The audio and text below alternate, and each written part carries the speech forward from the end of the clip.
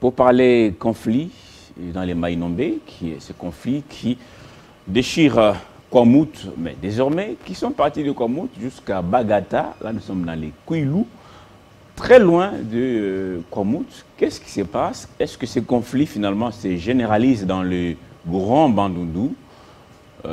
Quelle solution apporter? Nous en parlons avec notre invité, Christophe Massala. Bonjour. Bonjour, messieurs les journalistes. Vous êtes cadre de l'IDPS. Vous connaissez bien tous ces coins. Vous connaissez Kwamouth, vous connaissez ces territoires aujourd'hui aussi attaqués par ces conflits. Qu'est-ce qu'il y a à la base de tout ça? Oui, messieurs les journalistes, merci de m'avoir d'abord invité sur ces précieux plateaux. Donc, je suis passé ici il y a 10 mois passés. Mais je dois avouer que les conflits, l'origine de ces conflits, jusqu'au jour d'aujourd'hui, ça nous reste vraiment sans toutefois avoir des réponses sur ça. Mais ce que je peux dire que ces peuples, depuis des années, ont toujours été en bonne harmonie. Mais on ne pouvait pas comprendre... Ils cohabitaient pacifiquement. Pacifiquement. Mais on ne pouvait pas comprendre aujourd'hui. Il y a une main noire qui est derrière ça, qui commence, c'est pris une dernière connotation qu'on appelle aujourd'hui, soi-disant, conflit Tekeyaka.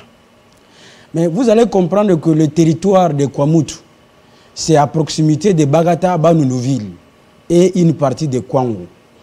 Mais ayant quitté les atrocités dans le Kwamouth, et ce conflit a pris maintenant, aujourd'hui, s'est placé à Bagata.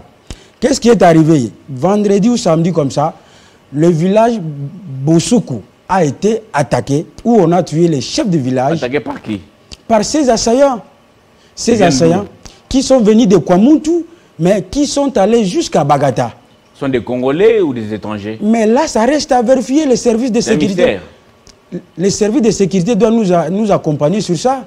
Donc là où je suis venu, parce qu'on a attaqué mon territoire de Bagata, qui du reste a été un territoire pacifique, qui n'a jamais mené des actions de tel genre. C'est pourquoi nous lançons cet appel aujourd'hui. J'ai suivi hier l'administrateur du territoire qui confirme sur les antennes d'une radio de la place qu'il a placé les éléments de sécurité tout au long des frontières. Mais par contre, au mois de juillet, je venais d'être là-bas avec le conseiller du chef de l'État, le professeur Jean de Dieu Minengu. Nous nous sommes rendus compte que la cité de Bagata n'a pas plus de 10 policiers. Même lui-même, l'administrateur du territoire n'avait pas une garde. Même les bâtiments administratifs. Mais quand il affirme sur les antennes qu'il a placé des éléments, je me suis demandé, il a trouvé ces éléments d'où? J'ai essayé d'entrer en contact avec certaines autorités qui m'ont dit mais on ne comprend plus rien ce que ces messieurs racontent.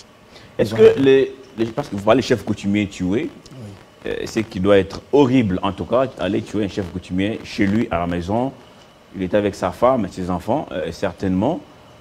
Tous savons qu'il y a quelques années, le chef coutumier était investi d'un pouvoir surnaturel. On a vu ici les chefs coutumiers reçus par le président Tshisekedi et d'autres par Asselo, ministre de l'Intérieur. Il y a eu contradiction, que tel était vrai chef coutumier, tel était faux et tout. Est-ce qu'il n'y a pas d'imposteur parmi les chefs coutumiers? Est-ce que c'est dans la lignée? Parce que je vois mal comment quelqu'un peut avoir l'audace de s'introduire dans la cour royale, aller jusqu'à tuer un chef coutumier. Ça, c'était impensable il y a quelques années. Non, mais c'est un problème qui gangrène toute la République. Des imposteurs à la tête de ces pouvoirs coutumiers. Moi, je me suis rendu compte, même chez moi-même, quand je me suis rendu à Bagata, c'est toujours ce problème. J'ai eu à interpeller les autorités provinciales qui sont investies de leurs attributions régaliennes. Mais c'est l'impuissance totale. Donc, voyez-vous, aujourd'hui, ce problème, c'est aussi lié à ça. Donc, il y a des gens qui se retrouvent à la tête de ces pouvoirs coutumiers, mais qui n'ont pas normalement été investis, qui ne devraient même pas être là. Donc, c'est pourquoi je me suis dit, il y a aussi un autre problème de la route. La nationale numéro 17, c'est aujourd'hui impraticable. Donc, si cette route était bien asphaltée, je ne pouvais pas croire que ces assaillants devraient opérer de manière dont ils le font aujourd'hui.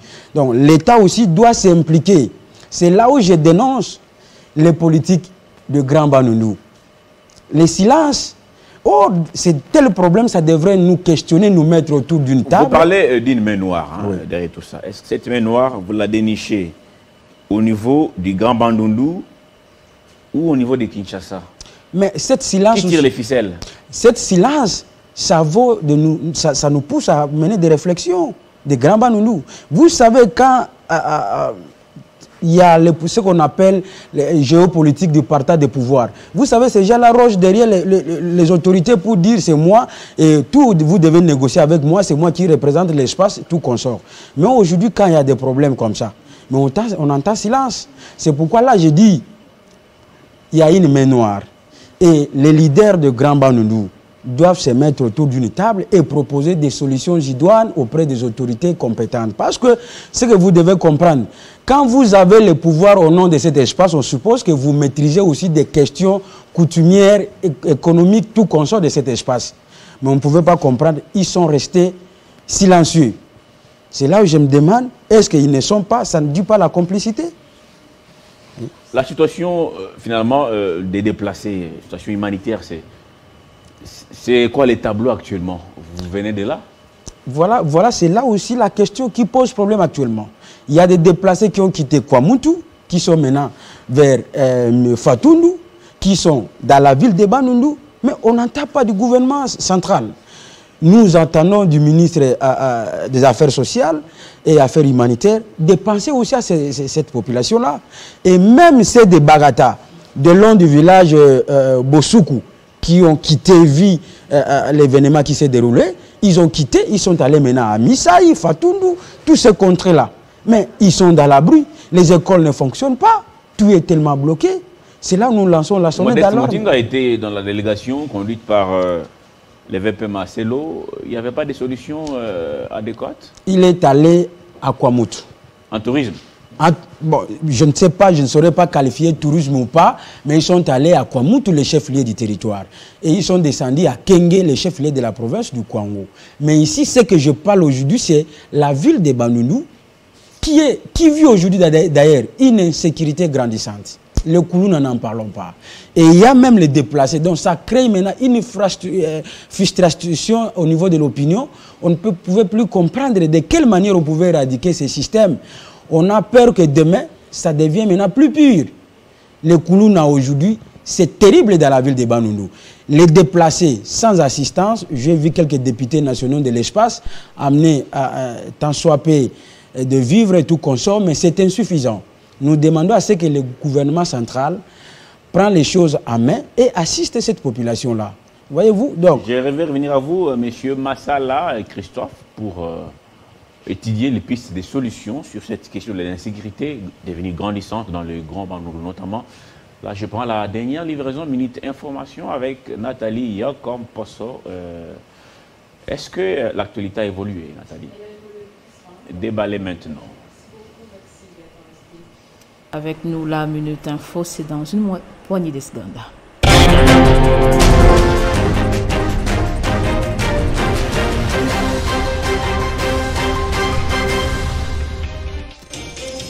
En dépit de l'interdiction de la mairie de Goma, l'appel aux journées villes mortes décrété par la coordination provinciale de la société civile du Nord Kivu a été respecté ce lundi.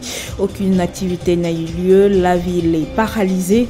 Ces manifestants demandent la libération des Bunagana des mains du 23 et le départ de la MONUSCO. Et pendant ce temps, en Ituri, prise en otage par les rebelles Codeco à Kapandroma, une dizaine d'opérateurs économiques ont été libérés. Une libération à la suite des négociations initiées par les autorités politico-administratives des 7 provinces. Des mouvements citoyens ainsi que le prix Nobel Denis Mukwege se disent choqués par les images de la violente répression survenue à Kinshasa contre les médecins manifestants la semaine dernière. Ils se joignent désormais à eux dans cette lutte. La marche des médecins est intervenue après 2 mois de grève.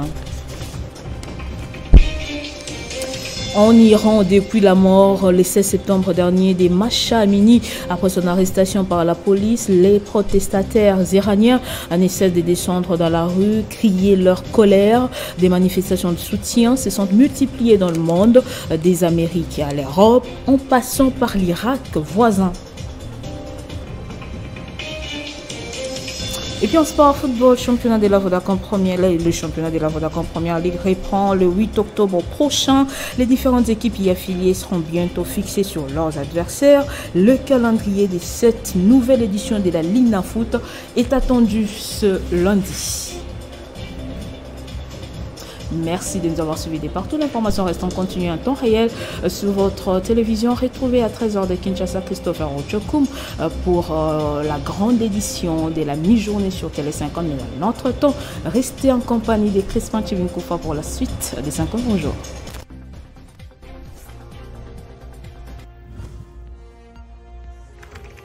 L'actualité reste en continu.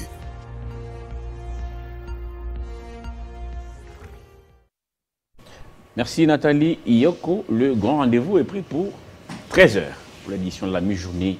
Alors, Christophe Massala, vous êtes cadre de l'IDPS. Vous décriez un peu cette situation qui risque de devenir incontrôlable. Est-ce que les notables du coin ont les responsabilités dans cette affaire? Bien sûr que oui. Les notables ont leurs responsabilités. C'est pourquoi je me vois dans l'obligation de venir dans ces plateaux. C'est ça aussi ma participation. Donc voilà un peu. Mais ce que je voudrais demander ici, est que le vice-premier ministre, le ministre chargé des Affaires de l'Intérieur plutôt, doit taper sur sa table et au plus vite possible changer les administrateurs des territoires et le maire des villes. Pourquoi je dis ça? La ville de Bandundu en insécurité. Le maire de la ville en incapacité de pouvoir établir la sécurité. Est-ce qu'il a une logique nécessaire? Pourquoi vous l'accusez, lui? Mais voilà. Est-ce qu'il a tous les moyens en sa possession pour venir à bout de cette insécurité?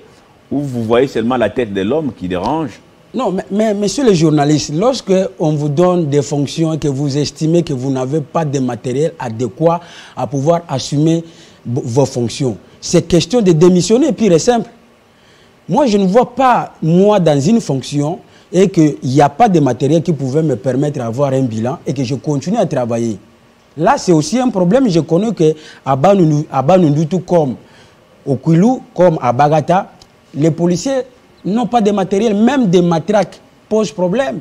Mais je me demande, mais pourquoi ces déclarations qui les confirment sur les médias, des histoires qui ne corroborent pas avec la réalité du terrain?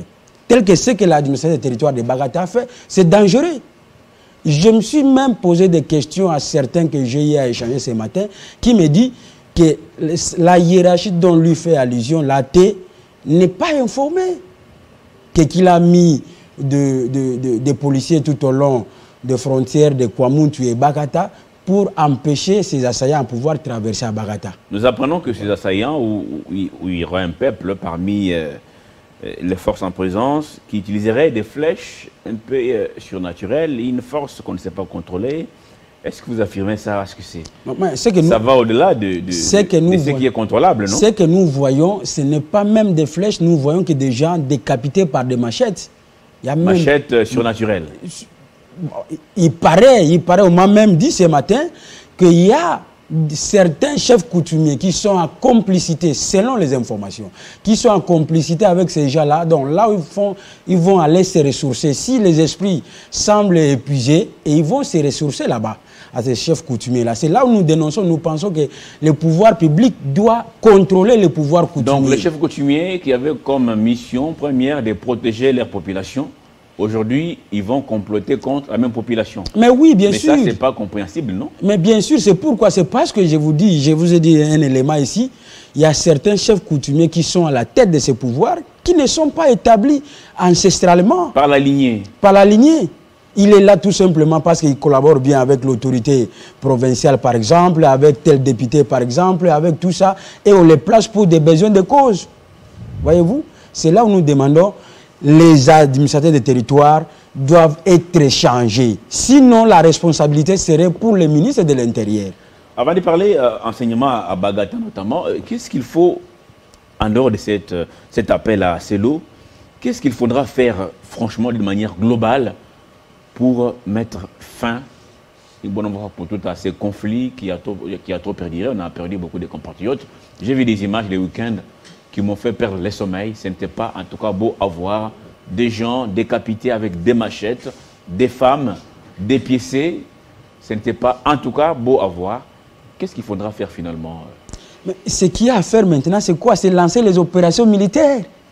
Pourquoi devons-nous attendre? Des militaires qui ne rentrent pas tous, parce qu'il y en a qui partent et qui laissent leur peau là-bas. Mais c'est ça les services qu'ils doivent accepter, de servir les drapeaux. Est-ce qu'on doit laisser les gens, les pauvres citoyens qui n'ont qu'un matériel de défense, en péril? Non. Nous devons envoyer, c'est pourquoi je demande au gouvernement central de ne pas attendre, donc lancer les opérations militaires dès le moment. Parce qu'on ne peut pas attendre que ça devienne, demain l'ONU nous fait des déclarations qu'ils sont bien armés plus que nous. Non. C'est le moment à pouvoir empêcher ces assaillants à continuer leur chemin. On parle enseignement au niveau des Bagata. Rappelez-vous que maintenant, nous sommes dans la gratuité de l'enseignement. Est-ce que l'enseignement est toujours de qualité dans ces territoires? Est-ce qu'il y a des écoles? Oui, bien sûr, monsieur le journaliste, vous savez que moi, je suis le fruit des Bagata. Je suis parmi les élèves qui faisaient pendant la rentrée scolaire, vous allez à la forêt, vous coupez, je dirais, vous faites des bancs, vous fabriquez vous-même, vous arrivez à l'école. Donc, je connais bien les réalités de là. J'ai fait, il y a de cela des mois, avec le conseiller principal du chef de l'État, le professeur Jean de Dieu Minengou, pour la campagne nationale de vulgarisation des acquis et défis de la gratuité de l'enseignement. Parce que, vous le savez bien, moi, je suis cadre de l'IDPS. Pour faire promotion des actions du chef de l'État, nous avons pensé, j'avais pensé d'accompagner le professeur qui a été l'auteur de cette campagne. Et nous avons reçu les acteurs de tous bords qui sont venus exposer leurs problèmes dans ce qui les concerne dans les différents domaines. Et la gratuité de l'enseignement est bel et bien effective dans ce territoire. Et je peux avouer aussi... Avec une surpopulation dans les salles des classes, est-ce que les enseignants ne sont pas dépassés? Bien sûr, ce sont parmi les défis. C'est pourquoi cette campagne a été pour objectif les acquis et les défis. Ça, c'est parmi les défis. Mais moi, je vais aborder beaucoup plus les défis pour permettre au ministre, qui est l'un de notre joueurs dans ce secteur-là, de bien tabler sur cette question. Donc, nous allons terminer avec vous, avec cette question par rapport à votre parti politique IDPS. Quel rôle a joué votre parti politique dans tous ces conflits au niveau des Bagata notamment, ou au niveau du Grand Bandundu, parce que maintenant on ne sait plus qui s'oppose à qui, pourquoi le conflit a quitté Kwamout, aujourd'hui il est à Bagata, vous parlez de l'insécurité au niveau de Bandundu-Ville. Quel rôle joue finalement votre parti politique dans tout ça? Mais non, mon parti, l'IDP, joue un rôle majeur. Moi, je devais... Instrumentaliser les uns les autres? Non, non, non, non, j'ai dit ceci. Est-ce que ces conflits ne vous profitent pas? Ne nous profitent à jamais, ce peuple, c'est depuis longtemps qu'il n'y a jamais eu de problème. Ces conflits, je disais ici, il y a une main noire qu'on ne pouvait pas démontrer l'origine, mais j'ai dit l'IDPS, les acteurs sur le terrain, jouent un rôle majeur. Nous mettons des pressions autour des autorités compétentes. C'est pourquoi vous me voyez ici s'opposer farouchement de la déclaration de l'AT. C'est parce que moi, je suis de près ce qui s'est fait sur le terrain. Et sans tarder, nous faisons des propositions auprès des autorités, mais parfois, nous ne sommes pas établis légalement. Il y a des autorités établies légalement qui sont des gouverneurs de province, des AT et consorts. Mais nous les faisons par voie interne. Merci beaucoup, Christophe. Monsieur le journaliste, permettez-vous... Oui, 30 secondes, parce qu'on a fini, 30 secondes. Oui. Je devrais parler des questions de la gratuité de l'enseignement. Le ministre Tony Mwaba, qui est le nôtre, qui est le ministre du gouvernement, doit tabler sur les gestionnaires des écoles conventionnées, qui vivent au dos des enseignants. Conventionnés catholiques, conventionnés protestants. J'ai dit, toute tendance confondue, je ne pointe pas, mais j'ai dit dans l'ensemble. Le ministre avait interdit la dîme. Mais ces enseignants, à la fin du mois, payent la dîme. La dîme à qui? Au pasteur? Aux gestionnaires de ces écoles-là. Et les ministres, ces gestionnaires se réveillent bon matin, suspension à tel enseignant, sans toutefois passer dans des procédures légales. Moi, ici, j'avais fait des propositions auprès des ministres. la cellule de surveillance de mise en jour des CECOP. Ça signifie que les mécanismes qui permettent aux CECOP de pouvoir couper un enseignant pour remplacer pour un enseignant actif. Mais cette opération, il y a à boire et à manger. J'espère que Tony Mamba vous a entendu. Vous reviendrez pour une autre émission. On va parler de l'enseignement dans ces territoires, notamment dans tout, aussi dans tous les grands bandes, pourquoi pas. La dîme, ça me surprend un peu. On donne la dîme au promoteur ou à l'évêque ou encore peut-être au bishop. C'est pas des églises, hein. C'est pas bon, c'est pas beau. Il faut pas encourager ça. Merci beaucoup, Christophe Massala. Merci, monsieur le journaliste, de m'avoir donné cette occasion. Je vous remercie. Merci à vous. Vous étiez très nombreux à nous suivre de partout, même à Kwamout d'ailleurs. Écoutez, déposez vos flèches, déposez les machettes, déposez les armes conventionnelles, déposez tout. Eh bien, la paix vaut plus que tout. Si vous êtes manipulé, sachez que c'est vous qui serez en tout cas perdant. Les politiques, eux, ils savent comment ils se retrouvent. Hein. Par ici, moi je vous dis en tout cas au revoir. Je vous retrouve ce mercredi, donc après-demain, pour une autre antenne matinale, même endroit, même plateau, même heure, même plaisir. Au revoir, à très bientôt.